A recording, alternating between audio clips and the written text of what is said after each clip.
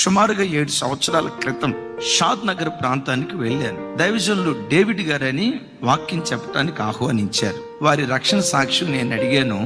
ఆయన చెప్తూ ఉన్నాడు, అది రాజమండ్రి అయ్యా, మేము సనాతన వైశ్య కుటుంబానికి చెందిన వాళ్ళం. యేసు ప్రభు అంటే అస్సలు నాకు ఇష్టం ఉండేది కాదు. దినాలు అట్లా సాగుతున్నాయి. కొన్ని పరిస్థితులను బట్టి యేసు ప్రభు నమ్ముకున్న అమ్మాయిని, మా వైశ్య కుటుంబంలో ఉన్న అమ్మాయిని, మా దూరపు బంధువుల అమ్మాయిని పెళ్లి చేసుకోవాల్సి వచ్చింది.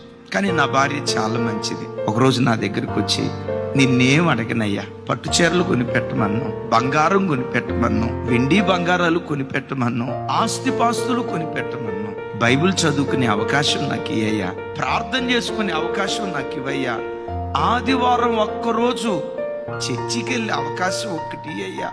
ఇది నా భార్య అడిగింది. నా భార్య చాలా మంచిది. యేసు ప్రభు అంటే నాకు ఇష్టం లేకపోయినా నా భార్య మీద ఉన్న ప్రేమను బట్టి సరే వెళ్ళమ్మా అని కొన్ని పరిస్థితులను బట్టి అంగీకరించా. నా భార్య సత్ప్రవర్తన చూసినప్పుడల్లా యేసు ప్రభువును గురించి తెలుసుకోవాలనే ఆరాటం నాకు కలిగేది. ఒకరోజు నా భార్య లేని సమయంలో బీరువా దగ్గరికి వెళ్ళి దొంగతనంగా నా భార్య బైబిల్ తీసి, ఏముందా బైబిల్లో చూద్దామని చెప్పి తెరిచా. మత్తయి సువార్త వచ్చింది. ఆ మత్తయి సువార్తలో వ్యభిచరించవద్దని మోషే ధర్మశాస్త్రం మీతో చెప్పిన మాట మీరు ఎరుగుదురు కదా, నేను మీతో చెప్పినదేమనగా, ఒక స్త్రీని మోహంతో చూచినవాడు అప్పుడే ఆమెతో వ్యభిచరించి ఉన్నాడు. దేవుడు చెప్పిన మాట ఆయన హృదయాన్ని తాకి అక్కడ ఆగిపోయాడట.